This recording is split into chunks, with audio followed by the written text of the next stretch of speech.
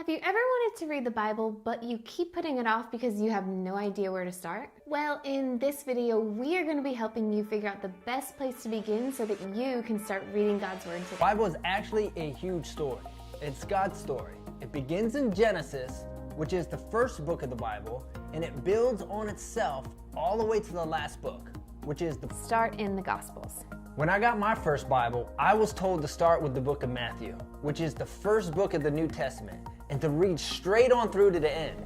So that's what I did. The book of Mathew is the first gospel. It teaches us about the life of Jesus. I started there and read straight to the end of the Bible. And I did this over and over. Matthew to Revelation, Matthew to Revelation. Once I was familiar with the New Testament, I went back to Genesis, which is the first book of the Bible, and I began to work my way through the Old Testament. One thing that's great about this approach is that you really get to familiarize yourself with the man Jesus.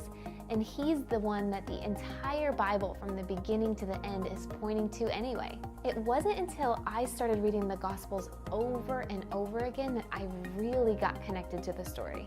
It's much easier to take things from the New Testament and apply it to your life. And as you do that, you begin to experience and see and feel the power of the gospel. And yes, there may be some points that you missed because you didn't read the Old Testament yet, but you can always read it later, and then by then you'll probably be able to recognize Jesus better in it.